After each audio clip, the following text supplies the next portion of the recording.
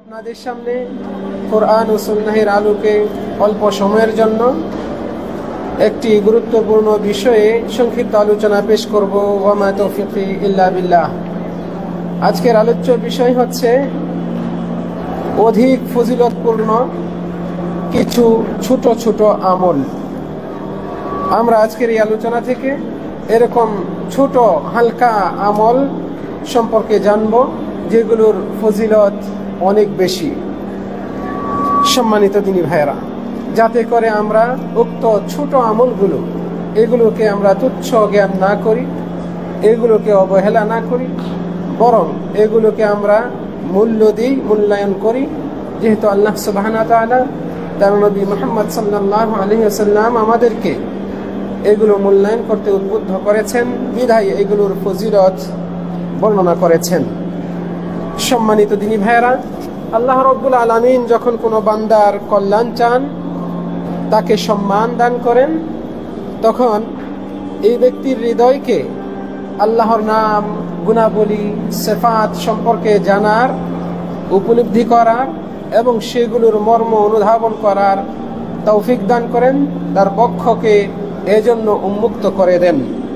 আল্লাহ রাব্বুল আলামিনের অন্যতম গুণ হচ্ছে যে তিনি উদার। তিনি বান্দার অল্প আমলের বিনিময় স্বরূপ বহু সওয়াব দান করেন। তার একটা গুণ হচ্ছে যে তিনি কৃতজ্ঞতা জ্ঞাপন করেন। তিনি গুণগ্রাহী। যে ব্যক্তি গুণের কাজ করে, যে ব্যক্তি ভালো কাজ করে, তিনি তার ভালো কাজের স্বীকৃতি দান করেন, অর্থাৎ তাকে এর উত্তম বিনিময় দান করেন। আল্লাহ রাব্বুল আলামিন বান্দার ছোট্ট আমলের বিনিময় হিসেবে বহুগুণ বৃদ্ধি করে তাকে সওয়াব প্রতিদান দান করেন। নিশ্চয়ই আল্লাহ রাব্বুল আলামিন তিনি ক্ষমাশীল এবং গুণগ্রাহী। যেমনটি আল্লাহ তাআলা কোরআনে বলছেন, ইন্না রাব্বানা লাগাফুরুন শাকুর। নিশ্চয়ই আমাদের রব তিনি পরম ক্ষমাশীল, শাকুর, গুণগ্রাহী। শাকুর বা গুণগ্রাহী উদ্দেশ্য হচ্ছে যিনি বান্দাদের যাবতীয় ভালো কাজের উত্তম বিনিময় বহুগুণে বৃদ্ধি করে দেন, পর্যাপ্ত দান করেন। সম্মানিত দিনী ভাইরা, আমরা জানি যে বান্দারা যে সমস্ত সৎ কাজ করে, নেকির কাজ করে, এই নেকিগুলোকে এর প্রতিদান হিসেবে আল্লাহ সুবহানাহু ওয়া তাআলা 10 গুণ পর্যন্ত বৃদ্ধি করেন এবং সেটাকে আরো বহু গুণে বৃদ্ধি করে দেন। আল্লাহ রাব্বুল আলামিন তিনি বান্দাদের সৎকর্মের প্রতিদান স্বরূপ বিশেষ করে মুমিন বান্দাদেরকে জান্নাত, যা নিয়ামতে পরিপূর্ণ, তা দান করেন। একজন মুসলিম এই কারণে কোনো ছোট্ট আমলকেই হেয় জ্ঞান করে না, এগুলোকে তুচ্ছ জ্ঞান করে না, বরং যে কোনো সৎ আমল যা কোরআন সুন্নাহ আমাদেরকে উদ্বুদ্ধ করেছে সেগুলো পালনে প্রত্যেকটা মুসলিম এর উচিত গুরুত্ব দেওয়া, সেগুলোকে মূল্যায়ন করা। কারণ আমরা কেউ জানি না কোন আমলটি আল্লাহ রাব্বুল আলামিন আমার কাছ থেকে পছন্দ করে নেবেন আর বিনিময়ে আমাকে ক্ষমা করে দেবেন, মহা পুরস্কার হিসেবে জান্নাত আমাদেরকে দান করবেন। আমাদের নবী মুহাম্মদ সাল্লাল্লাহু আলাইহি ওয়াসাল্লাম এই জন্যই আমাদেরকে ওসিয়ত করে বলেছেন, লা তাহকিরান্না মিনাল মা'রুফি শাইআ। কোনো ভালো কাজকেই তুমি তুচ্ছ মনে করো না। লা তাহকিরান্না, অবশ্যই অবশ্যই তুমি তুচ্ছ জ্ঞান করবে না, মিনাল মা'রুফি শাইআ, কোনো ভালো কাজকেই, সেটা ছোট হোক, তুচ্ছ হোক, যত নিম্নমানেরই হোক না কেন, কিন্তু সেটা যদি ভালো কাজ হয় তোমরা এটাকে তুচ্ছ জ্ঞান করো না। রাসূল সাল্লাল্লাহু আলাইহি ওয়াসাল্লাম আমাদেরকে এভাবে উদ্বুদ্ধ করেছেন। আল্লাহ রাব্বুল আলামিন বহু আমল রয়েছে যে আমলগুলোকে আমরা পালন করার দিক থেকে, আমল করার দিক থেকে সেগুলোকে আমরা সহজ এবং এটাকে একেবারে হালকা মনে করি এবং এটাকে আল্লাহ রাব্বুল আলামিন হালকা করে দিয়েছেন, কিন্তু এগুলোর বিনিময় আল্লাহ সুবহানাহু ওয়া তাআলার কাছে বহুগুণ বৃদ্ধি পায়, অনেক বেশি। এগুলোর অন্যতম হচ্ছে, বরং এগুলোর মধ্যে সবচেয়ে মহা গুরুত্বপূর্ণ সহজ একটি ইবাদত হচ্ছে আল্লাহর তাওহীদকে অবলম্বন করা, অর্থাৎ শিরক মুক্ত ইবাদত করা, নিজেকে শিরক থেকে বাঁচিয়ে রাখা। এক আল্লাহর ইবাদতে নিজেকে নিয়োজিত করা, নিজেকে তাওহীদবাদী বানানো, মুওয়াহহিদ বানানো। এর বিনিময়ে আল্লাহ রাব্বুল আলামিন এই তাওহীদবাদী বান্দাকে, একত্ববাদী বান্দাকে জান্নাত দান করেন। আমাদের নবী সাল্লাল্লাহু আলাইহি ওয়াসাল্লাম বলেন, মান লাকিয়া আল্লাহ লা ইউশরিক বিহি শাইআ, যে আল্লাহর সাথে এমন অবস্থায় সাক্ষাৎ করে যে সে আল্লাহর সাথে শিরিক করে নাই কোনো কিছুকে, দাখালাল জান্নাহ, সে জান্নাতে প্রবেশ করবে। যে ব্যক্তি মারা গেল আল্লাহর সাথে শিরিক করে নাই, শিরিকবিহীন অবস্থায় মারা গেল, রাসূল সাল্লাল্লাহু আলাইহি ওয়াসাল্লাম বলছেন দাখালাল জান্নাহ, সে জান্নাতে যাবে। ফলে একজন ব্যক্তি যখন নিজেকে শিরিক থেকে মুক্ত রাখে, প্রকৃতপক্ষে সেই হচ্ছে তাওহীদবাদী, মুওয়াহহিদ, একত্ববাদী বান্দা। তার ভেতরে তাওহীদ রয়েছে, তার প্রতিদান হচ্ছে জান্নাত। রাসূল সাল্লাল্লাহু আলাইহি ওয়াসাল্লাম বলছেন, মান কানা আখিরু কালামিহি লা ইলাহা ইল্লাল্লাহ দাখালাল জান্নাহ, যে ব্যক্তির জীবনের শেষ কথা হবে এটা লা ইলাহা ইল্লাল্লাহ, সেও জান্নাতে প্রবেশ করবে। এই জন্যই রাসূল সাল্লাল্লাহু আলাইহি ওয়াসাল্লাম আমাদেরকে উদ্বুদ্ধ করছেন, যাদের মৃত্যু কাছাকাছি, মুমূর্ষু অবস্থায় আছে, লাক্কিনু মাউতাকুম, যারা তোমাদের মধ্যে মুমূর্ষু অবস্থায় রয়েছে, মরে যাবে অবস্থা, একেবারে গুরুতর অবস্থা, তাদেরকে তোমরা তালকিন দাও লা ইলাহা ইল্লাল্লাহ, লা ইলাহা ইল্লাল্লাহ এর তালকিন দাও। কারণ জীবনের শেষ কথাটা যদি এটা হয়, তাহলে সে সফলকামদের অন্তর্ভুক্ত। রাসূল সাল্লাল্লাহু আলাইহি ওয়াসাল্লাম বলছেন, সে জান্নাতে প্রবেশ করবে। আমরা যে সমস্ত ইবাদত পালন করি, নামাজ, রোজা, হজ, যাকাত সহ বহু ইবাদত পালন করি, এই সবগুলো ইবাদতের বহু ফজিলত রয়েছে। এই ইবাদতগুলো পালন করতে গিয়ে আমাদেরকে যে শাখা প্রশাখাগত আমল করতে হয়, এগুলোর বিনিময় হিসেবেও আল্লাহ সুবহানাহু ওয়া তাআলা বহু ফজিলত রেখেছেন, বিশাল ফজিলত রেখেছেন। এই আমলগুলো আমরা সাধারণত দিনে বহুবার করে থাকি, অথচ এগুলোর ফজিলত আমরা যতবার পালন করব ততবারই লাভ করব। এগুলোর মধ্যে সবচেয়ে গুরুত্বপূর্ণ হচ্ছে 5 ওয়াক্ত ফরজ নামাজ, এর সাথে সম্পৃক্ত আগে পরে যত নফল সুন্নত নামাজগুলো রয়েছে, এই নামাজগুলোর সাথে সম্পৃক্ত আরো অন্যান্য বহু ইবাদত রয়েছে, শাখাগত ইবাদত রয়েছে। ওযু করা, পবিত্রতা হাসিল করা, ওযুর দোয়া পড়া, আজান দেওয়া, আজানের দোয়া পড়া ইত্যাদি ইত্যাদি, নামাজের জন্য মসজিদে যাওয়া, মনটাকে মসজিদমুখী করে রাখা, এই যে কত রকমের ইবাদত রয়েছে, এগুলো সবই ইবাদতের অন্তর্ভুক্ত, নামাজের সাথে রিলেটেড। এগুলোর বহু ফজিলত রয়েছে যা নবী মুহাম্মদ সাল্লাল্লাহু আলাইহি ওয়াসাল্লাম আমাদেরকে জানিয়েছেন। এগুলোর অন্যতম হচ্ছে আল্লাহ রাব্বুল আলামিন গুনাহ ক্ষমা করে দেন, রব্বুল আলামিন জান্নাতের দরজাকে উন্মুক্ত করে দেন, রব্বুল আলামিন এরকম আমলদার ব্যক্তির সম্মান, মর্যাদা, শান আল্লাহর কাছে আরো বৃদ্ধি করেন, আল্লাহর কাছে এরকম ব্যক্তিদের সম্মান বৃদ্ধি পায়। এগুলোর অন্যতম হচ্ছে নবী মুহাম্মদ সাল্লাল্লাহু আলাইহি ওয়াসাল্লাম আমাদেরকে বলেছেন, ওযু হচ্ছে ঈমানের অর্ধেক, আত-তুহুরু শাতরুল ঈমান, ওযু হচ্ছে ঈমানের অর্ধেক। যারা 5 ওয়াক্ত নামাজ পড়েন, এরা দিনে রাতে কমপক্ষে 5 বার ওযু করেন। আমাদের মধ্যে অনেকে রয়েছেন আরো বেশি ওযু করেন, অনেকেই রয়েছেন সর্বাবস্থায় ওযু করে থাকেন। ওযু ভেঙে যায়, প্রস্রাব পায়খানা করেছেন অথবা বায়ু নির্গত হয়েছে, ওযু ভেঙে গেছে, কিন্তু তিনি ওযু করে আসেন। এটা একটা মহা গুরুত্বপূর্ণ ইবাদত।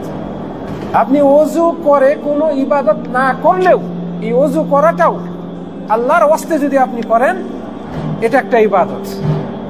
রাসূল সাল্লাল্লাহু আলাইহি ওয়াসাল্লাম বলছেন, আত-তুহুরু শাতরুল ঈমান, ওযু হচ্ছে ঈমানের অর্ধেক। আল্লাহু আকবার। ওযু করার আগে বা পরে, নামাজের আগে কোনো ব্যক্তি যদি মেসওয়াক করে, অথবা ওযু নামাজ এর বাইরে কোনো ব্যক্তি যদি মেসওয়াক করে, এই মেসওয়াক করা আল্লাহর সন্তুষ্টি লাভের একটা মাধ্যম। এই মেসওয়াক করার মাধ্যমে আমরাই উপকৃত হই, মুখের দুর্গন্ধ দূর হয়, আশপাশের মানুষগুলো প্রশান্তি পায়। নিজের ভেতরে যে একটা অস্বস্তি থাকে মুখের দুর্গন্ধের কারণে, দাঁত পরিষ্কার না থাকার কারণে, এই অস্বস্তি থেকে নিজেরা মুক্তি পায়। এইভাবে স্বাস্থ্যগত সুরক্ষা হয় এবং শারীরিকভাবে প্রশান্তি লাভ করা যায়। এই কর্মটা যে করে, এটা আল্লাহর সন্তুষ্টি লাভ করার একটা মাধ্যম বলা হয়েছে। সেওয়াক মারদাতুল লিররাব, রবের প্রতিপালকের সন্তুষ্টি অর্জনের মাধ্যম। সেওয়াক মানে মেসওয়াক করা। সম্মানিত দিনী ভাইয়েরা, যে ব্যক্তি ওযু করে এবং সুন্দরভাবে ওযু করে, ব্যক্তির এই ওযুর অঙ্গ প্রত্যঙ্গ থেকে গুনাহগুলো ঝরে যায়। এমনকি রাসূল সাল্লাল্লাহু আলাইহি ওয়াসাল্লাম বলছেন, নখের নিচ দিয়েও ব্যক্তির গুনাহগুলো ঝরে যায়। ওযুর অঙ্গ প্রত্যঙ্গ দিয়ে পানি যেভাবে ঝরে পড়ে, এইভাবে ব্যক্তির গুনাহগুলো ঝরে পড়ে। ওযুর মাধ্যমে এই ফজিলত অর্জন করা যায়। যে ব্যক্তি ওযু শেষ করে এই দোয়াটি পড়ে, আশহাদু আল্লা ইলাহা ইল্লাল্লাহ ওয়া আন্না মুহাম্মাদান আবদুল্লাহ ওয়া রাসূলুহু, এই দোয়াটি যে ব্যক্তি পাঠ করবে, রাসূল সাল্লাল্লাহু আলাইহি ওয়াসাল্লাম বলেন, ইল্লা ফুতিহাত লাহু আবওয়াবুল জান্নাতি সামানিয়া, তার জন্য জান্নাতের 8টা দরজাই খুলে দেওয়া হবে। আমরা জানি জান্নাত কয়টা? 8টা জান্নাত রয়েছে। 8টা জান্নাতের দরজাই খুলে দেওয়া হবে। ইয়াদখুলু মিন আইয়িহা শা, তার পছন্দ মতো যে কোনো জান্নাতের দরজা দিয়ে প্রবেশ করতে পারবে। এটা কার মর্যাদা, কার জন্য এই মহান সওয়াব লেখা হয়েছে? যে ব্যক্তি ওযু করে এই দোয়াটা পড়ে, আশহাদু আল্লা ইলাহা ইল্লাল্লাহ ওয়া আন্না মুহাম্মাদান আবদুল্লাহ ওয়া রাসূলুহু, এই দোয়াটা যে ব্যক্তি করবে, একটা ছোট্ট দোয়া, ওযু করার পরে এই দোয়াটা যে ব্যক্তি নিয়মিত পাঠ করবে, তার জন্য এই মহা সুসংবাদ রয়েছে। এই ব্যক্তির জন্য জান্নাতের 8টা দরজাই খুলে দেওয়া হবে, যে কোনো দরজা দিয়ে সে প্রবেশ করতে পারবে। মুসলিম শরীফের হাদিস, একেবারে বিশুদ্ধ হাদিস, কোনো সন্দেহ নেই এর মধ্যে। রাসূল সাল্লাল্লাহু আলাইহি ওয়াসাল্লাম আমাদেরকে আরো যা সুসংবাদ দিয়েছেন তার অন্যতম হচ্ছে যে ব্যক্তি সুন্দরভাবে ওযু করে, ওযু করার পরে 2 রাকাত নামাজ পড়ে, একেবারে তার কল্পটাকে, অন্তরটাকে হাজির রেখে, মানে পূর্ণ মনোযোগের সাথে ওযু করার পরে 2 রাকাত নামাজ পড়ে, তাহিয়াতুল ওযু আমরা যাকে বলি, যে ব্যক্তি এই আমলটি করে, রাসূল সাল্লাল্লাহু আলাইহি ওয়াসাল্লাম বলেন, ওয়াজাবাত লাহুল জান্নাহ, তার জন্য জান্নাত আবশ্যক হয়ে যায়। সুন্দরভাবে ওযু করে যে ব্যক্তি পূর্ণ মনোযোগের সাথে 2 রাকাত নামাজ পড়ে, নামাজে দাঁড়িয়ে রুকু সেজদায় গিয়ে হিসাব নিকাশ করে না, ঝগড়াঝাটি করে না। আমরা তো এরকম করি, রুকুতে গিয়েছি অথচ ঝগড়া করতেছি মুখের সাথে, সেজদা করতেছি অথচ সেখানে আমরা দোকানের হিসাবটা করতেছি, বাজার কি করব এই হিসাব করতেছি, কার সাথে সাক্ষাৎ করতে হবে, কার সাথে সাক্ষাতে কি আলোচনা হয়েছে, কত কি আমরা এই নামাজে দাঁড়িয়ে এগুলো হিসাব করি, এগুলো চিন্তা ভাবনা করি। রাসূল সাল্লাল্লাহু আলাইহি ওয়াসাল্লাম বলছেন, ইউকবিলু আলাইহিমা বিকলবিহি, এই 2 রাকাত নামাজ পড়তে গিয়ে বিকলবিহি ওয়া ওয়াজহি, তার চেহারা, তার হৃদয়টাকে একেবারে আল্লাহর দিকে মনোনিবেশ করে, অর্থাৎ একেবারে পূর্ণ মনোযোগের সাথে এই 2 রাকাত সালাত আদায় করে, ওয়াজাবাত লাহুল জান্নাহ, তার জন্য জান্নাত আবশ্যক হয়ে যায়। তাহলে নামাজের সাথে রিলেটেড দেখেন এই আমলগুলো, যে ব্যক্তি মেসওয়াক করে এর মাধ্যমে আল্লাহর সন্তুষ্টি অর্জন হয়। ওযুকে বলা হয়েছে ঈমানের অর্ধেক। যে ব্যক্তি সুন্দর করে ওযু করে, ওযুর অঙ্গ প্রত্যঙ্গ থেকে গুনাহগুলো ঝরে যায়, এমনকি নখের নিচ দিয়ে গুনাহগুলো ঝরে যায়। যে ব্যক্তি সুন্দর করে ওযু করলো, তারপরে এই ছোট্ট দোয়াটা পড়লো, আশহাদু আল্লা ইলাহা ইল্লাল্লাহ ওয়া আশহাদু আন্না মুহাম্মাদান আবদুল্লাহ ওয়া রাসূলুহু, তার জন্য জান্নাতের 8টা দরজাই খুলে দেওয়া হয়। যে ব্যক্তি সুন্দরভাবে ওযু করে, এরপরে 2 রাকাত নামাজ পড়ে পূর্ণ মনোযোগের সাথে, তার জন্য জান্নাত আবশ্যক হয়ে যায়। শুধু এতটুকুই নয়, নামাজের সাথে সম্পৃক্ত আমলগুলোর ফজিলত রাসূল সাল্লাল্লাহু আলাইহি ওয়াসাল্লাম আমাদেরকে জানিয়েছেন। আমরা ওযু করে ঘর থেকে যখন মসজিদের উদ্দেশ্যে বের হই নামাজের জন্য, 1 পা ফেলার সাথে সাথে আমাদের গুনাহ ক্ষমা হতে থাকে, আরেক পা ফেলার সাথে সাথে সম্মান মর্যাদা আল্লাহর কাছে বৃদ্ধি হতে থাকে। রাসূলুল্লাহ সাল্লাল্লাহু আলাইহি ওয়াসাল্লাম আমাদেরকে এই কথা বলেছেন। সম্মানিত দিনী ভাইয়েরা, যারা আযান দেন, মুয়াজ্জিন, আযান দেওয়ার ফজিলত অপরিসীম। রাসূল সাল্লাল্লাহু আলাইহি ওয়াসাল্লাম বলছেন, যে ব্যক্তি আযান দেয়, আযানের শব্দ যত দূর যাবে অত দূর পর্যন্ত তার গুনাহগুলো ক্ষমা করে দেওয়া হবে। আযান দাতা ব্যক্তি এবং তার আযানের শব্দ যত দূর যাবে, এর ভেতরে যে দূরত্ব, এত দূরত্ব সম পরিমাণ গুনাহ তার ক্ষমা করে দেওয়া হবে।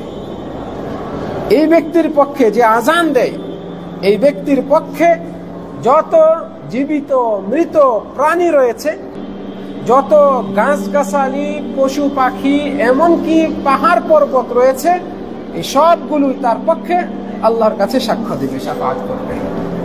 আজান দেওয়ার এত ফজিলত। রাসূল সাল্লাল্লাহু আলাইহি ওয়াসাল্লাম বলছেন, লাউ ইয়ালামুন নাসু মা ফিন নিদা, মানুষ যদি জানতো আজান দেওয়ার কি ফজিলত, আজান দেওয়ার ভিতরে কি আছে, তাহলে লটারি কেটে হলেও সেটা করত। অন্য বর্ণনায় এসছে, তাহলে সেই ব্যক্তি হামাগুড়ি দিয়ে হলেও, ধাক্কাধাক্কি করে হলেও সে আজান দেওয়ার জন্য অগ্রসর হতো। সেম কথাটি রাসূল সাল্লাল্লাহু আলাইহি ওয়াসাল্লাম প্রথম কাতারে নামাজ পড়ার ব্যাপারেও বলেছেন।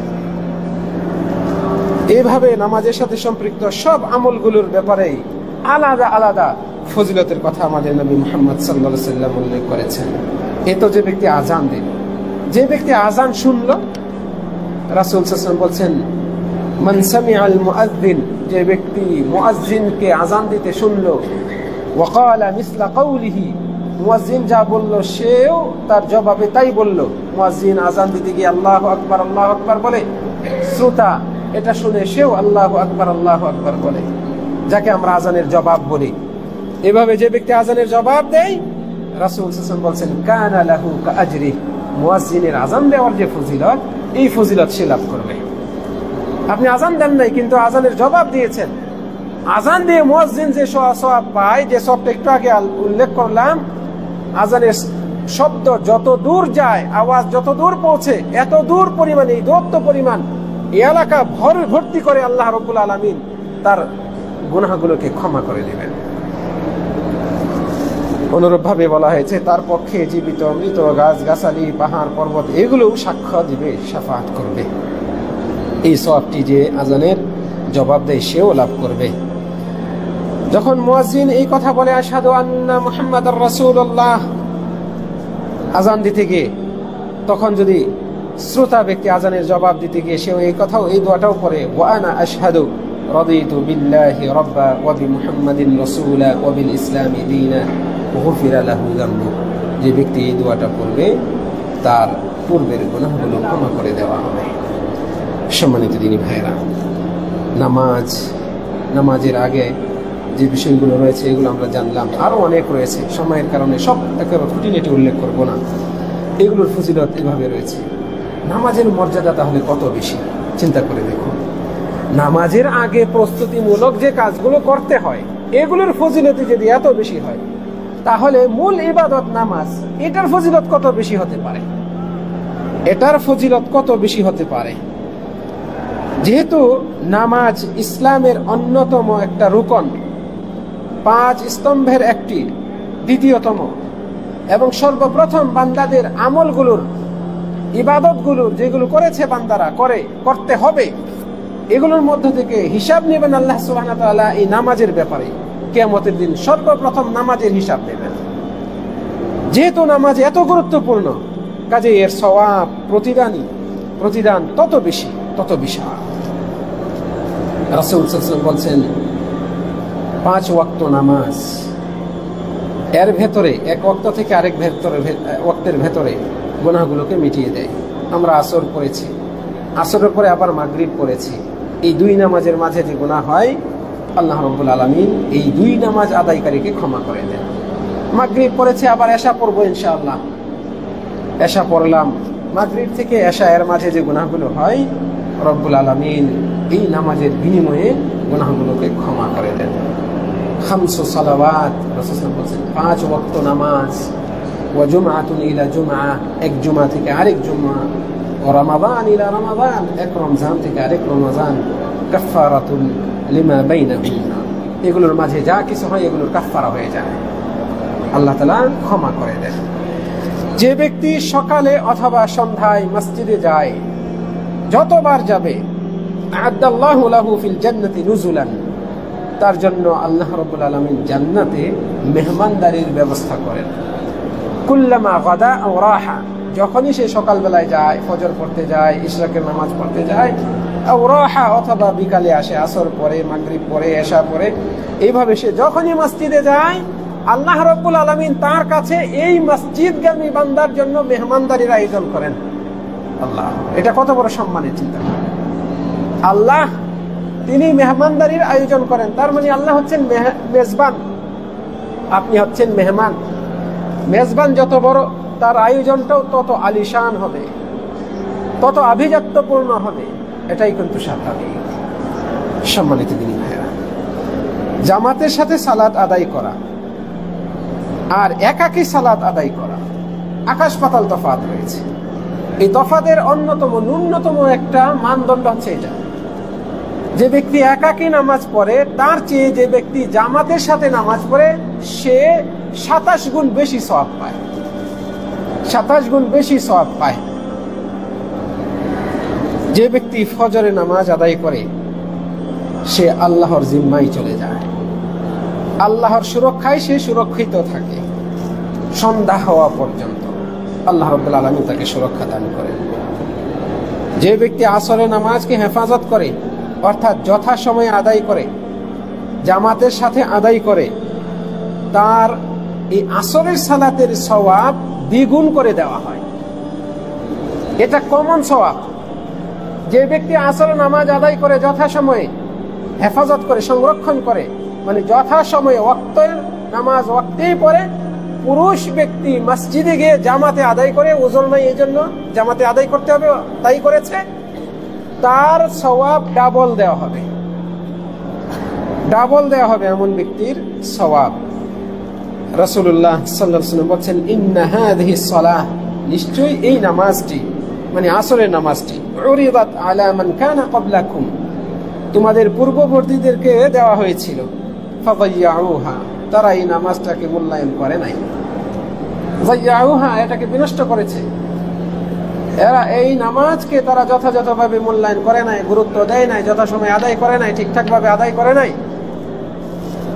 কাজেই রাসূল সাল্লাল্লাহু আলাইহি ওয়াসাল্লাম বলছেন, ফামান হাফাযা আলাইহা, কাজেই যে ব্যক্তি এই নামাজটাকে সংরক্ষণ করবে, হেফাজত করবে, অর্থাৎ যথাসময়ে আদায় করবে, যথাযথভাবে আদায় করবে, কানা লাহু আজরুহু মাররাতাইন, এই ব্যক্তির জন্য ডাবল সওয়াব হবে। আল্লাহ, এক জাতিকে, আমাদের পূর্ববর্তী জাতিদেরকেই আসর নামাজের বিধান দেওয়া হয়েছিল, তারা এটা মূল্যায়ন করে নাই। আমরা যদি মূল্যায়ন করি, রাসূল সাল্লাল্লাহু আলাইহি ওয়াসাল্লাম বলছেন ডাবল সওয়াব দেওয়া হবে। সম্মানিত দিনী ভাইরা, যে ব্যক্তি আশার নামাজ আদায় করে জামাতের সাথে, রাসূল সাল্লাল্লাহু আলাইহি ওয়াসাল্লাম বলেছেন সে যেন সারা রাত, সে যেন অর্ধরাত পর্যন্ত সালাত আদায় করলো, নফল সালাতে সে ব্যক্তি ব্যস্ত রইল।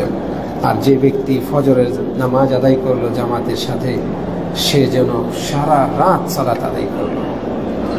এশার নামাজ পড়েছেন, 10 থেকে 15 মিনিট সময় লেগেছে, কিন্তু আপনার সওয়াব হবে আপনি অর্ধেক রাত পরিমাণ নামাজ পড়েছেন, এরকম সওয়াব লেখা হবে আপনার আমলে। ফজরের নামাজ পড়েছেন, এরকম 10 থেকে 15 মিনিট সময় লেগেছে, আপনার আমল নামায় লেখা হবে আপনি যেন সারা রাত নামাজ আদায় করেছেন। তবে আপনাকে জামাতের সাথে আদায় করতে হবে। রাসূল সাল্লাল্লাহু আলাইহি ওয়াসাল্লাম বলেছেন, মান সাল্লাল ইশা ফি জামাআতিন, যে ব্যক্তি এশার নামাজ আদায় করলো জামাতের সাথে, ফাকাআন্নামা সাল্লা লিসাল্লাইন, সে যেন অর্ধেক রাত্রি সালাত আদায় করল। আর যে ব্যক্তি ওমান সাল্লা সুবহা ফি জামাআতিন, আর যে ব্যক্তি ফজরের নামাজ আদায় করলো জামাতের সাথে, ফাকাআন্নামা সাল্লাল লাইলা কুল্লাহু, সে যেন তার পুরো রাতব্যাপী সে সালাত আদায় করল। সম্মানিত দিনী ভাইরা, এইভাবে আল্লাহ রাব্বুল আলামিন এই আমলগুলো, যেগুলো আমরা সহজসাধ্য আদায় করছি, এগুলো যদি আমরা ভালো নিয়তে করি, সওয়াবের আশাই করি, এবং জেনে বুঝে হাজিরুল কলব, মনোযোগের সাথে আমরা সালাত আদায় করি, খুশি-খুদুর সাথে আদায় করি, তাহলে শুধু ওই সালাতের অতটুকুই ফজিলত নয়, এইভাবে বহুগুণ ফজিলত আল্লাহ তাআলা দান করেন। শুনে আশ্চর্য হবেন, রাসূল সাল্লাল্লাহু আলাইহি ওয়াসাল্লাম বলছেন, রাকাআতাল ফজরে খায়রুম মিনাদ দুনিয়া ওয়া মা ফিহা, ফজরের 2 রাকাত নামাজ, উদ্দেশ্য হচ্ছে ফজরের 2 রাকাত সুন্নত নামাজ, ফরজের আগে 2 রাকাত সুন্নত নামাজ রয়েছে। তো রাসূল সাল্লাল্লাহু আলাইহি ওয়াসাল্লাম বলছেন, এই ফজরের 2 রাকাত নামাজ দুনিয়া এবং এর মাঝে যা কিছু আছে এর চেয়ে উত্তম। দুনিয়ায় কত সম্পদ আছে, এর চেয়েও উত্তম হচ্ছে ফজরের 2 রাকাত নামাজ। যে ব্যক্তি দৈনিক 12 রাকাত সালাত আদায় করবে, বানাল্লাহু লাহু বাইতান ফিল জান্নাহ, আল্লাহ তাআলা তার জন্য জান্নাতে একটা ঘর নির্মাণ করে রাখবেন। এই 12 রাকাত হচ্ছে সুন্নতে মুআক্কাদা, সুন্নতে রাতেবা বলি আমরা যাকে। 5 ওয়াক্ত ফরজ নামাজের আগে পরে যে সুন্নতগুলো রয়েছে, ফজরের আগে 2 রাকাত, যোহরের আগে 4 রাকাত, পরে 2 রাকাত, তাহলে কয় রাকাত হলো? 6 রাকাত। ফজরের 2 রাকাত, যোহরের আগে 4 রাকাত, তাহলে 6 রাকাত হলো।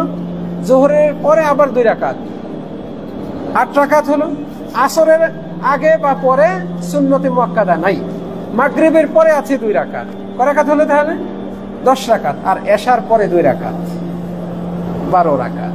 রাসূল সাল্লাল্লাহু আলাইহি ওয়াসাল্লাম বলছেন, যে ব্যক্তি দৈনিক এই 12 রাকাত রাতে দিনের এই নামাজগুলো আদায় করে, বানাল্লাহু লাহু বাইতান ফিল জান্নাহ, আল্লাহ তাআলা তার জন্য জান্নাতে একটি ঘর নির্মাণ করে রাখবেন। সুবহানাল্লাহ। রাসূল সাল্লাল্লাহু আলাইহি ওয়াসাল্লাম বলছেন, ওয়ারাকাতানি ফিদ দুহা তুআদ্দি শুকরা নি'মাতি জামি'i মাফাসিলিল ইনসান। যে ব্যক্তি জোহার 2 রাকাত নামাজ আদায় করে, চাষতের নামাজ আমরা বলি সালাতুজ জোহা, যে ব্যক্তি 2 রাকাত নামাজ আদায় করে, এই ব্যক্তির দেহে আল্লাহ রাব্বুল আলামিন কতগুলো মাফসাল জোড়া দিয়েছেন। এই অঙ্গের জোড়া, এই জোড়া, এই সবগুলো জোড়ার জন্য দৈনিক সদকা দিতে হয়। আলা কুল্লি সুলামা, রাসূল বলছেন যে প্রত্যেক অঙ্গের জন্য সাদাকা রয়েছে।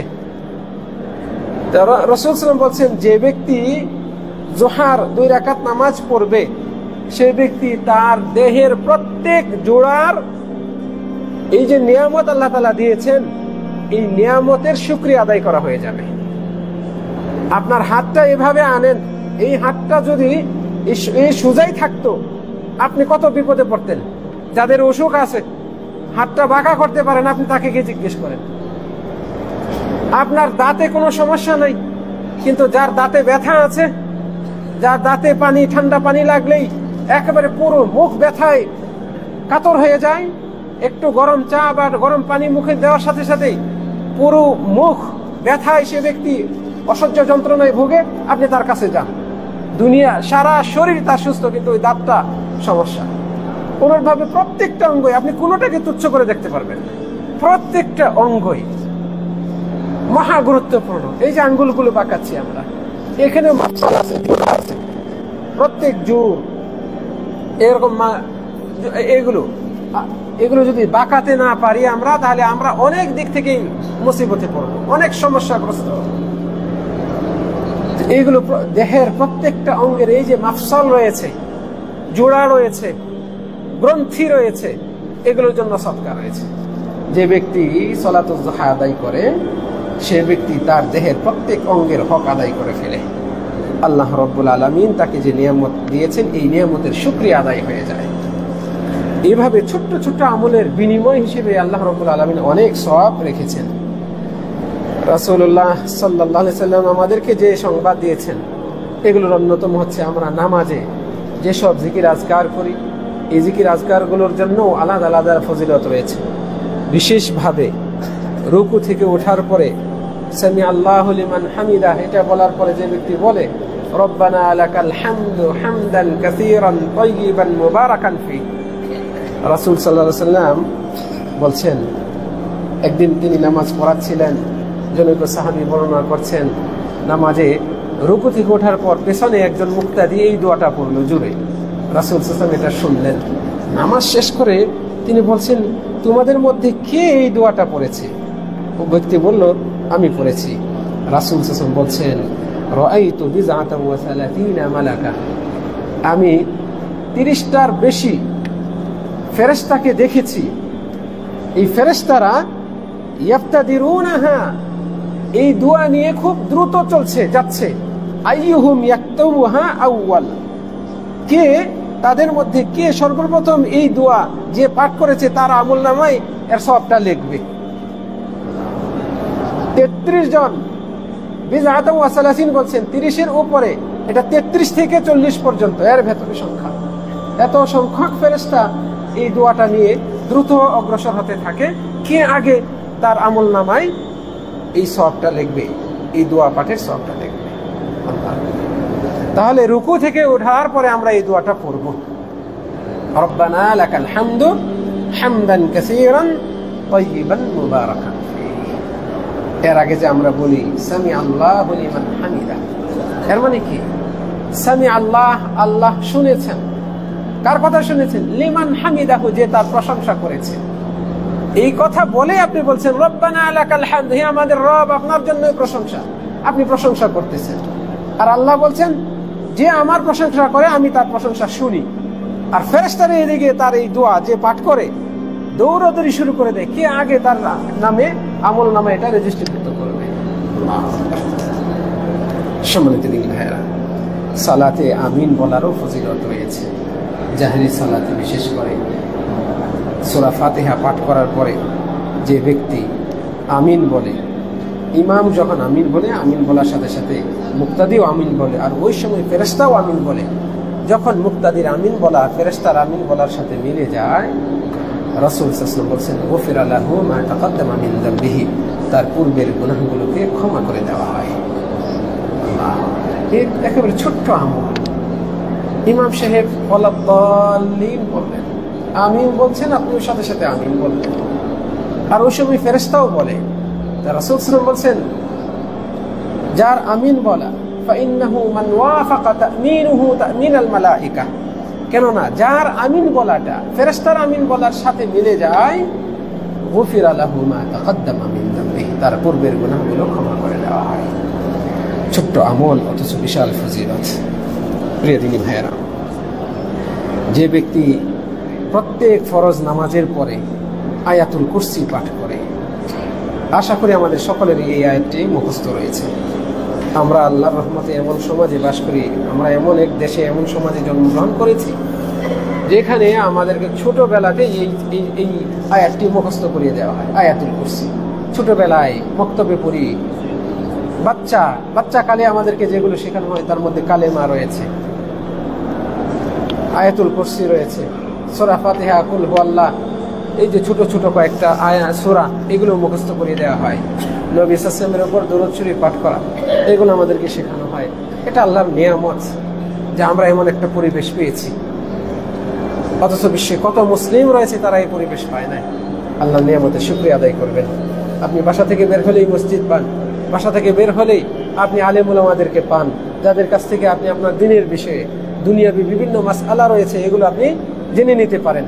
এই সুযোগ আল্লাহ তাআলা আমাদের জন্য, আপনার জন্য মুক্ত রেখেছেন। এটা অবশ্যই আল্লাহর শুকরিয়া আদায়যোগ্য একটা নিয়ামত, মনে রাখবেন।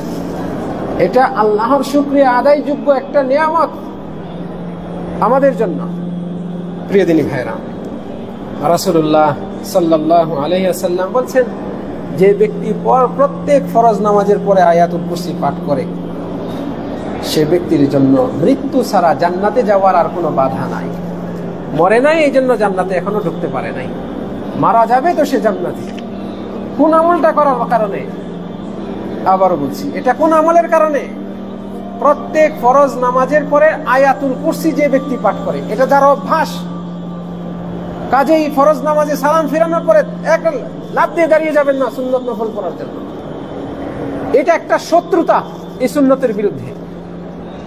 আপনাকে কল্যাণ থেকে, এই মহাকল্যাণ থেকে বঞ্চিত করার একটা ষড়যন্ত্র আমাদের সমাজে যা চালু হয়ে আছে, যে ফরজ নামাজ শেষ সাথে সাথে সুন্নতে দাঁড়িয়ে যায়, নফলে দাঁড়িয়ে যায়। আল্লাহ, এটা অনেক বড় ক্ষতিকারক একটা দিক, এই উম্মতের জন্য বড় ক্ষতিকারক একটা আমল, যে ফরজ নামাজ শেষ হওয়ার সাথে সাথে সুন্নতে দাঁড়িয়ে যায়। যেখানে রাসূল সাল্লাল্লাহু আলাইহি ওয়াসাল্লাম বলছেন, মান ক্বারা আয়াতুল কুরসি, যে ব্যক্তি আয়াতুল কুরসি পড়বে, আকিবা কুল্লি সালাতিন মাকতুবাতিন, প্রত্যেক ফরজ নামাজের পরে, তার জন্য জান্নাত ছাড়া, তার জন্য সে ব্যক্তি জান্নাতে প্রবেশ করবে, লাম ইয়ামনাহু, তাকে বাধা দিবে না, মিন দুখুলিল জান্নাহ ইল্লাল মাউত, মৃত্যু ছাড়া তার জান্নাতে যাওয়ার পথে আর কোনো প্রতিবন্ধকতা নাই। যেখানে রাসূল সাল্লাল্লাহু আলাইহি ওয়াসাল্লাম এই কথা বলছেন, উদ্বুদ্ধ করেছেন ফরজ নামাজের পরে এই আমলটা করার জন্য, সেখানে আমরা কত ভুলের মধ্যে রয়েছি। আমাদের নবী মুহাম্মদ সাল্লাল্লাহু আলাইহি ওয়াসাল্লাম সালাম ফিরানোর পরে 3 বার আস্তাগফিরুল্লাহ আস্তাগফিরুল্লাহ আস্তাগফিরুল্লাহ পড়তেন। আল্লাহুম্মা আনতাস সালাম ওয়া মিনকাস সালাম তাবারাকতা ইয়া যাল জালালি ওয়াল ইকরাম পড়তেন। তিনি 33 বার সুবহানাল্লাহ পড়তেন, 33 বার আল্লাহু আকবার পড়তেন, 33 বার আলহামদুলিল্লাহ পড়তেন, তারপরে এই 33, 33, 33, 99 হয়। সংখ্যা 100 পূরণ করার জন্য যে ব্যক্তি বলবে লা ইলাহা ইল্লাল্লাহু ওয়াহদাহু লা শারীকা লাহু লাহুল মুলকু ওয়া লাহুল হামদু ওয়া হুয়া আলা কুল্লি শাইইন কাদির, রাসূল সাল্লাল্লাহু আলাইহি ওয়াসাল্লাম বলছেন তার পূর্বের সব গুনাহ ক্ষমা করে দেওয়া হবে, যদিও তার গুনাহ সমুদ্রের ফেনা পরিমাণ নয়। সমুদ্রের ফেনা আপনি ওজন করতে পারবেন?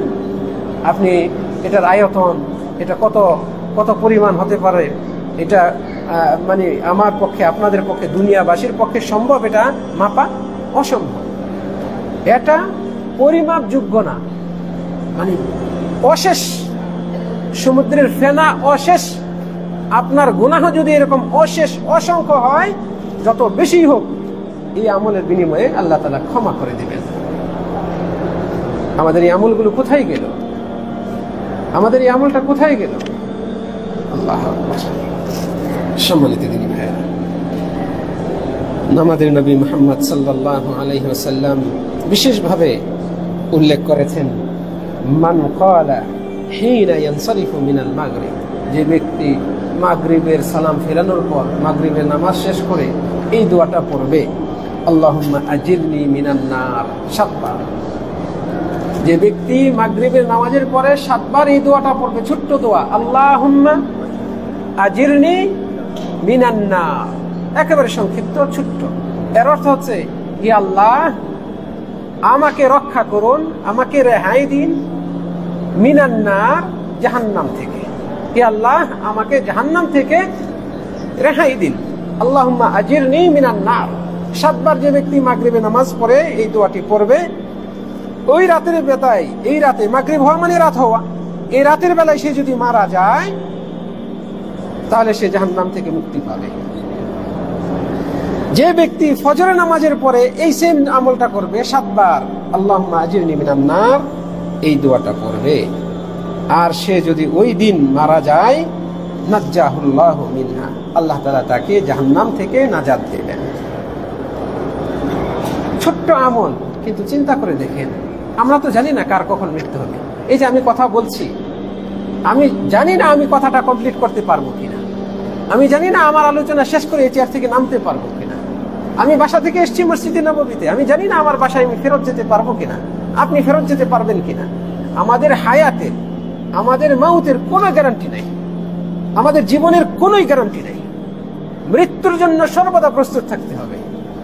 তা আপনি সকালবেলা এই দোয়াটা পাঠ করুন, ছোট্ট একটা দোয়া, আল্লাহুম্মা আজিরনি মিনান নার, আল্লাহুম্মা আজিরনি মিনান নার, 7 বার পড়ুন। 1 মিনিট সময় লাগবে, সুন্দরভাবে পড়লে সর্বোচ্চ 1 মিনিট সময় লাগবে। আল্লাহ না করুন, আল্লাহ না করুন, যদি এই সময় মৃত্যু হয়ে যায়, দিনের বেলায় ফজরে পড়েছেন, মাগরিবের আগে, দিনের যে কোনো সময় মৃত্যু হলো, এটা ওয়াদা, এটা আল্লাহরই ওয়াদা। রাসূল সাল্লাল্লাহু আলাইহি ওয়াসাল্লাম যে সুসংবাদ দেন, এটা আল্লাহই সুসংবাদ দেন। কারণ দিনের ব্যাপারে রাসূল সাল্লাল্লাহু আলাইহি ওয়াসাল্লাম নিজে থেকে কিচ্ছু বলেন নাই, এটা সম্পূর্ণই আল্লাহ ওহী করেছেন, এর ভিত্তিতে নবী মুহাম্মদ সাল্লাল্লাহু আলাইহি ওয়াসাল্লাম আমাদেরকে জানিয়েছেন। আমরা রাতে বা দিনে যে এই 2 সময়ের যে কোনো সময় মৃত্যুবরণ করবো, এর বাইরে তৃতীয় কোনো সময় নাই। ফজর থেকে মাগরিব এটা হলো দিন, মাগরিব থেকে ফজর এটা হলো রাত। তাহলে রাত অথবা দিন যে কোনো সময় আমাদের মৃত্যু হবে। আমরা যদি এই আমলটা করি, রব্বুল আলামিন ইনশাআল্লাহ আমাদেরকে জাহান্নামের আযাব থেকে, জাহান্নাম থেকে নাজাত দান করবেন। আল্লাহ রব্বুল আলামিন আমাদেরকে এই আমলগুলো করার তৌফিক দান করুন। প্রিয় দিনী ভাইরা, মহাগ্রন্থ আল কোরআন এটা বরকতপূর্ণ। যে ব্যক্তি এই কোরআনের সান্নিধ্যে আসে, সে ব্যক্তির সম্মান আল্লাহর কাছে বৃদ্ধি পায়। যে ব্যক্তি মহাগ্রন্থ আল কোরআনের একটা হরফ তেলাওয়াত করে, বিনিময়ে, একটা হরফের বিনিময়ে সে একটা নেকি পায়, এবং এই একটা নেকিকে 10 গুণে বৃদ্ধি করা হয়। আল্লাহ, আপনি কোরআন মাজিদ একটা সূরা পাঠ করলেন, একটা আয়াত পাঠ করলেন, এই আয়াত অথবা এই সূরাতে যতগুলা হরফ রয়েছে, প্রত্যেকটা হরফের বিনিময়ে আপনি একটা নেকি তো পাবেন। এই এক নেকিকে আল্লাহ তাআলা 10 নেকিতে বৃদ্ধি করবেন, 10 গুণ বৃদ্ধি করবেন। তার মানে এক একটা হরফের বিনিময়ে, তেলাওয়াতের বিনিময়ে আপনি 10টা করে নেকি সওয়াব পাবেন। রাসূল সাল্লাল্লাহু আলাইহি ওয়াসাল্লাম এই জিনিসটাকে বোঝানোর জন্য বলছেন, আমরা কোরআনের দ্বিতীয় সূরা সূরা আল বাকারা পাঠ করি, আলিফ লাম মিম শুরুতে আছে আলিফ লাম মিম। রাসূল বলছেন আলিফ লাম মিম এটা একটা হরফ না, আলিফুন হরফুন, আলিফ হচ্ছে একটা হরফ, লাম হরফুন, লাম একটা হরফ, মিম একটা হরফ। এইভাবে রাসূল সাল্লাল্লাহু আলাইহি ওয়াসাল্লাম বুঝিয়ে বলেছেন। তাহলে আপনি যদি সূরা ফাতিহা পড়েন আলহামদুলিল্লাহি রাব্বিল আলামিন একটা আয়াত পাঠ করলেন, এখানে শুরুতে আলিফ পড়লেন, তারপরে লাম আল, তারপরে হা, আল হা, তিনটা অক্ষর হয়ে গেল। হাম এই যে মিমের উপর সাকিন দেওয়া, চারটা অক্ষর হয়ে গেল। এইভাবে হিসাব হবে। প্রতি অক্ষর তেলাওয়াতের বিনিময়ে 10টা করে নেকি লেখা হয়। ছোট্ট আমল, সওয়াব কত বিশাল, চিন্তা করে দেখুন। কোরআনের অন্যতম সবচেয়ে ছোট সূরাগুলোর অন্যতম হচ্ছে সূরা আল ইখলাস। কুল হুয়াল্লাহু আহাদ আল্লাহুস সামাদ লাম ইয়ালিদ ওয়া লাম ইউলাদ ওয়া লাম ইয়াকুল লাহু কুফুয়ান আহাদ। এই ছোট্ট সূরা, এটাকে বলা হয়েছে কোরআনের 3 ভাগের 1 ভাগ। এই সূরাটা আপনি পড়লেন, আপনি কোরআন 3 ভাগের 1 ভাগ, 10 পারা কোরআন তেলাওয়াতের সওয়াব আপনি পাবেন। এইভাবে রাসূল সাল্লাল্লাহু আলাইহি ওয়াসাল্লাম আমাদেরকে সুসংবাদ দিয়েছেন। যে ব্যক্তি এই সূরাটাকে ভালোবাসে, যেহেতু এই সূরাতে আল্লাহ রাব্বুল আলামিনের তাওহীদের কথা আছে, আল্লাহর একত্বের কথা আছে, রাসূল সাল্লাল্লাহু আলাইহি ওয়াসাল্লাম সুসংবাদ দিয়েছেন এই ভালোবাসা তাকে জান্নাতে নিয়ে যাবে। জনৈক সাহাবী প্রত্যেক নামাজেই সূরা ইখলাস পড়েন, কুল হুয়াল্লাহু আহাদ এই সূরাটি পাঠ করেন, এবং প্রত্যেক রাকাতে ইমাম সাহেব। আর তিনি যদি নামাজে প্রত্যেক নামাজে এই সূরাটা পড়েন, মুক্তাদিদের বিরক্ত হতেই পারে, মুক্তাদিরা বিরক্ত হতেই পারেন, তো সবসময় এই কারাতটা এই সূরাটাই পড়েন। এরকম বিরক্ত হয়ে একজন সাহাবী রাসূল সাল্লাল্লাহু আলাইহি ওয়াসাল্লামের কাছে গিয়ে বিচার দিলেন যে অমুক ইমাম সাহেব সে শুধু এই সূরাটাই পড়ে, অন্য সূরা পড়লেও এটা পড়বেই সাথে। রাসূল সাল্লাল্লাহু আলাইহি ওয়াসাল্লাম তাকে ডাকলেন, ডাকার পরে বললেন ব্যাপার কি, এরকম অভিযোগ আসছে? হ্যাঁ, সত্যই বলছে তারা। কেন? রাসূল সাল্লাল্লাহু আলাইহি ওয়াসাল্লামকে এই সাহাবী বললেন ইন্নী উহিব্বুহা, হে আল্লাহ রাসূল, এই সূরাটা আমার খুব পছন্দ, এই সূরাটা আমার খুব পছন্দ। জবাবে রাসূল সাল্লাল্লাহু আলাইহি ওয়াসাল্লাম কি বললেন? বলছেন হুব্বুকা ইয়াহা আদখালাকাল জান্নাহ, এই সূরাটার প্রতি যে তোমার মহব্বত, এই মহব্বতটা তোমাকে জান্নাতে নিয়ে যাবে। সুবহানাল্লাহ।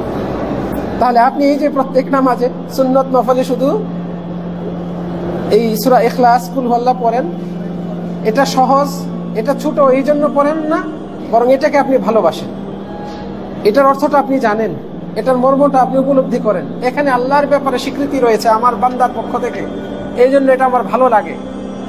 এটার প্রতি ভালোবাসা রেখে যদি আপনি বারবার যতবার ইচ্ছা আপনি পড়েন, আপনার এই ভালোবাসা আপনাকে জান্নাতে নিয়ে যাবে, যা এই হাদিস আমাদেরকে প্রমাণ দেয়। সুবহানাল্লাহ। ছোট্ট আমল, কি বিশাল সওয়াব, চিন্তা করে দেখুন। এই riwayatটি রয়েছে সহিহ বুখারীতে, আরো অন্যান্য হাদিসের গ্রন্থে রয়েছে। এখানে যে ফজিলতগুলো উল্লেখ করছি এগুলো সব বিশুদ্ধ হাদিস দ্বারা প্রমাণিত, কিচ্ছা কাহিনী নয়, বানোয়াট নয়, অমুক তমুকে বলেছে, অমুক কিতাবে লেখা রয়েছে, এগুলো কিচ্ছা, এগুলো ফজিলত এখানে বর্ণনা করছে না। এগুলো যে আমাদের নবী সাল্লাল্লাহু আলাইহি ওয়াসাল্লাম আমাদেরকে জানিয়েছেন, শুনিয়েছেন, উদ্বুদ্ধ করেছেন, সেগুলোই আমি আপনাদের সামনে উল্লেখ করছি। প্রিয় দিনী ভাইয়েরা, ইসলাম আমাদের ইসলামী ভ্রাতৃত্ব, পরস্পরের ভ্রাতৃত্ব, মহব্বত, ভালোবাসা, সুসম্পর্ক, এটাকে গুরুত্ব দিয়েছে, এটাকে উচ্চ মাত্রা দিয়েছে, এটাকে বহু ফজিলতপূর্ণ ঘোষণাও করেছে, এবং এজন্য বিশাল সওয়াবের কথাও উল্লেখ রয়েছে। যারা পরস্পরের সম্পর্ককে সুদৃঢ় করে, এক ভাই আরেক ভাইয়ের সাথে সুসম্পর্ক বজায় রেখে চলে, তাদের জন্য সুসংবাদ রয়েছে। রাসূল সাল্লাল্লাহু আলাইহি ওয়াসাল্লাম বলছেন মা মিন মুসলিমাইনি, যখন কোনো দুজন মুসলিম ইয়ালতাকিয়ানে, একে অপরের সাথে সাক্ষাৎ করে, ফায়াতাসাফাহানি, এরপরে দুইজনে মুসাফাহা করে, আপনার আরেকজনের সাথে দেখা হলো, সালাম দিলেন, মুসাফা করলেন, রাসূল সাল্লাল্লাহু আলাইহি ওয়াসাল্লাম বলছেন ইল্লা গুফিরা লাহুমা, এই দুজনকেই ক্ষমা করে দেওয়া হয়। আপনি মুসাফা করলেন, এই মুসাফার সওয়াব হচ্ছে আল্লাহ গুনাহ ক্ষমা করে দেন।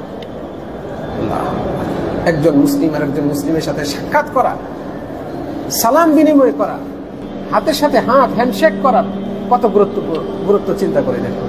এর মাধ্যমে এই শুধু সওয়াব, এই যে ফজিলত, এটাই উদ্দেশ্য না।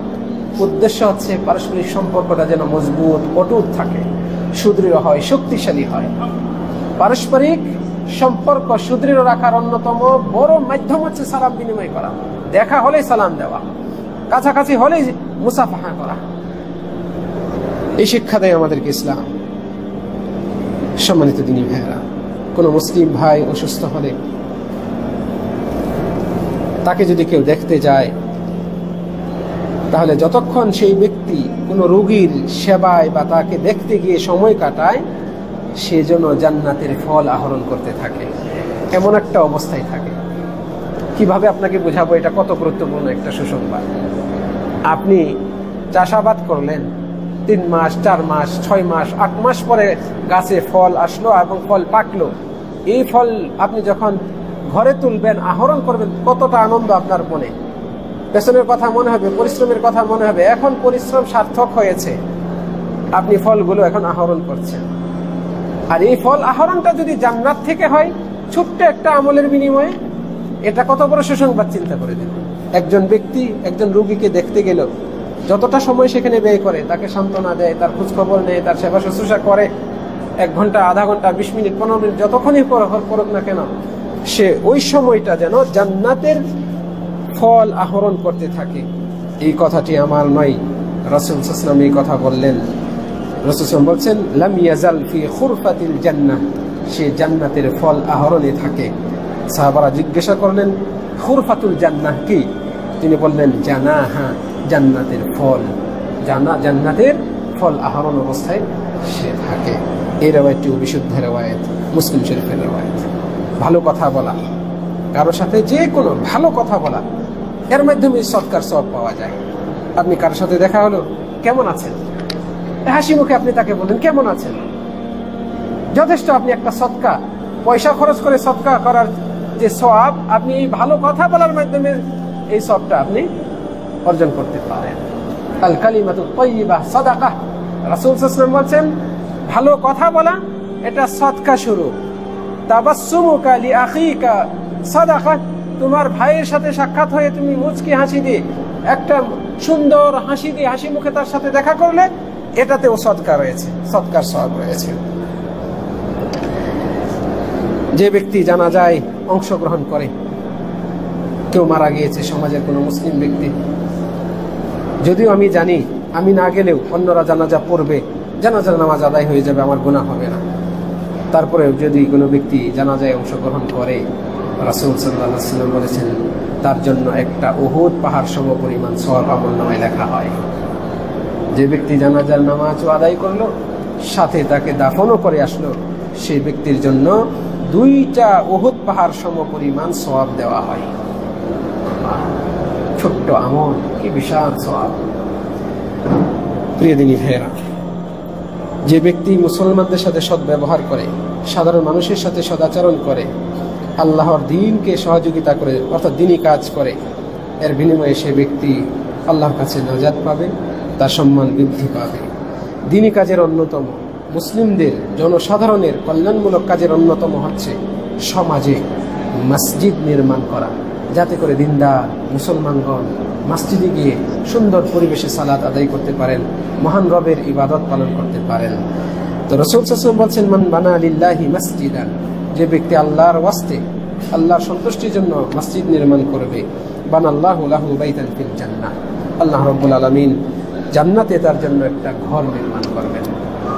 এই ব্যক্তির জন্য আল্লাহ তাআলা জান্নাতে একটি ঘর নির্মাণ করবেন। সেম ফজিলত আমরা আরেকটা আমলের ব্যাপারে কিছুক্ষণ আগে শুনেছি। সেটা কি?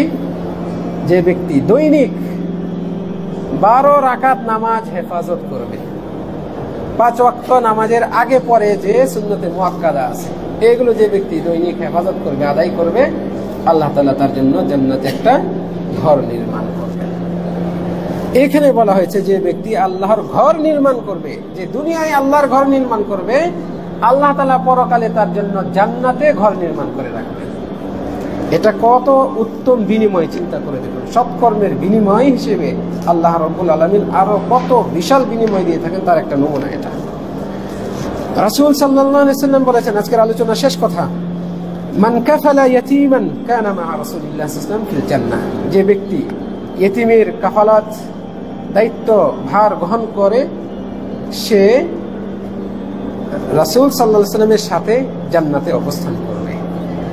আমাদের নবী আমাদেরকে সাল্লাল্লাহু আলাইহি ওয়াসাল্লাম এই সুসংবাদ জানিয়েছেন, যে ব্যক্তি ইতিমের কফিল হবে, অভিভাবকত্ব গ্রহণ করবে, ছোট বাচ্চা, এখন লেখাপড়া করার বয়স, বাবা নাই, মা দিশেহারা, কিভাবে তাকে লেখাপড়া করাবে, খরচ কিভাবে দিবে, আপনি দায়িত্বটা নিলেন, কোনো মাদ্রাসায় ভর্তি করালেন, স্কুলে ভর্তি করালেন, আপনি নিয়মিত স্কুল ফি, মাদ্রাসার যে বেতন আপনি আদায় করছেন 2000-3000 টাকা। বর্তমানে এখন যেহেতু সব কিছুর দাম বেশি, এখন ওই আগের 400-500-1000 টাকার যুগ নাই। 2000-3000, 4000 বা 5000 যেরকমই রেট হোক, আপনি মাদ্রাসায় ভর্তি করালেন, নিয়মিত তাকে মাসিক এই খরচটা দিচ্ছেন। এই এতিম ছেলেটা লেখাপড়া করছে, শিক্ষা অর্জন করছে, নিজেকে আলোকিত করছে, একসময় সমাজকে, দেশকে আলোকিত করবে, নিজের জাতিকে আলোকিত করবে। আপনার এখানে অবদান রয়েছে। আপনি যে আপনার জন্য একটা গাছ রোপণ করলেন, আপনি যে একটা ওয়াকফের কাজ করলেন, আপনি একেবারে চিরস্থায়ী ফলদায়ক গাছ রোপণ করলেন, এমন এক আমল করলেন। রাসূল সাল্লাল্লাহু আলাইহি ওয়াসাল্লাম বলছেন, মানুষ মারা যায়, মারা গেলে তার 3টা আমল ছাড়ার কোনো আমল থাকে না। তার মধ্যে একটা হচ্ছে এমন ইলম ইউনতাফাউ বিহি, যে ইলম দ্বারা উপকার করা হয়, যে ইলম দ্বারা মানুষ, সমাজ, দেশ, রাষ্ট্র উপকার পায়। মানে উপকারী ইলম চর্চা, নিজে চর্চা করা, নিজে শিক্ষা দেওয়ার ব্যবস্থা করা, ওরকম ভাবে অন্য কাউকে এরকম ব্যবস্থা করে দেওয়া, জ্ঞান চর্চামূলক যে কোনো কাজে নিজে অবদান রাখা। এবং যেহেতু এই জ্ঞান চর্চা এমন একটা বিষয় যেটা যুগের পর যুগ, শতাব্দীর পর শতাব্দী থেকেই যাবে। এই ছেলে শিখেছে, তার কাছ থেকে তার সন্তানরা শিখবে, সে শিক্ষক হলে ছাত্ররা শিখবে, এই শিক্ষক এই সন্তানদের কাছ থেকে তাদের পরবর্তী জেনারেশন শিখবে। এই শিক্ষার ধারা কিন্তু কিয়ামত পর্যন্ত চলতেই থাকবে। এই কাজটা আপনারা করার চেষ্টা করেন। রাসূল সাল্লাল্লাহু আলাইহি ওয়াসাল্লাম বলছেন, যে ব্যক্তি ইতিমের দায়িত্ব নেই, সে আমার সাথে জান্নাতে থাকবে। হাতের আঙ্গুল দিয়ে ইশারা করে বললেন, এরকম ভাবে থাকবে, একেবারে লেগে আমার একেবারে নিকটে থাকবে। আল্লাহু আকবার। এছাড়াও আপনি অন্য দিক থেকেও ইতিমের দায়িত্ব নিতে পারেন।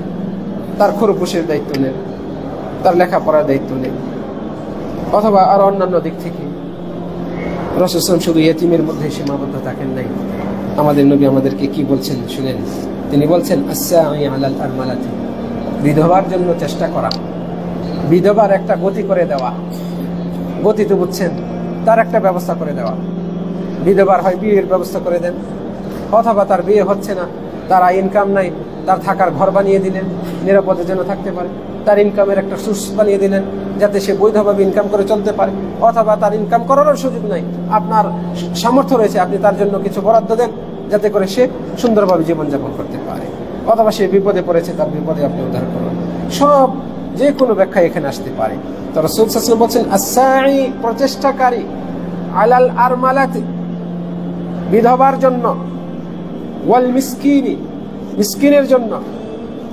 যে ব্যক্তি প্রচেষ্টা করে, মানে তাদের সহযোগিতা করে, তা সে হচ্ছে কাল কাইম, রাত জেগে নফল ইবাদতকারী নেই, আল্লাযী লা ইয়াফতুর, যে সারা রাত ইবাদত করে কিন্তু ক্লান্ত হয় না, নিরবচ্ছিন্ন সারা রাত নফল ইবাদতে মগ্ন, নফল নামাজে মগ্ন। এমন ব্যক্তির নেই হচ্ছে যে এই ইয়াতিমের, মিসকিনের, তারপরে এই বিধবার সাহায্যে এগিয়ে আসে, তাদের একটা গতি করে দেয়, তাদের একটা ব্যবস্থা করে দেয়। রাসূল সাল্লাল্লাহু আলাইহি ওয়াসাল্লাম আরো বলছেন, ওয়াকাস-সাইমি আল্লাযী লা ইফতির, সে ওইরকম সিয়াম পালনকারী নেই যে সিয়াম ছেড়ে দেয় না, নিয়মিত যে নফল সিয়াম পালন করে, এরকম সিয়াম পালনকারী নেই। সেই ব্যক্তি মর্যাদা অর্জন করে আল্লাহর কাছে। তাহলে এরকম বহু ছোট্ট ছোট্ট আমল রয়েছে। আমরা আমাদের সাধ্য মতো সেই আমলগুলো যদি পালন করি, রব্বুল আলামিন আমাদের জন্য, তিনি তার দয়া উন্মুক্ত করে রেখেছেন, তিনি তার জান্নাতের দরজাগুলো উন্মুক্ত করে রেখেছেন, তিনি তার ক্ষমাকে আমাদের জন্য, ক্ষমার হাতকে আমাদের জন্য প্রসারিত করে রেখেছেন। আল্লাহ রাব্বুল আলামিন আমাদেরকে এই সমস্ত ভালো কাজগুলো করার তৌফিক দান করুন। রব্বুল আলামিনের কাছে কামনা করি আমরা আজকের এই সংক্ষিপ্ত আলোচনায় ছোট ছোট আমল অথচ এর ফজিলত বিশাল এই শীর্ষক যে কথাগুলো শুনেছি কোরআন এবং সুন্নাহের আলোকে, রব্বুল আলামিন আমাদেরকে এগুলো আমাদের জীবনে বাস্তবায়ন করার তৌফিক দান করুন। রব্বুল আলামিন আমাদেরকে যাবতীয় ভালো কাজে অংশগ্রহণ করার তৌফিক দান করুন।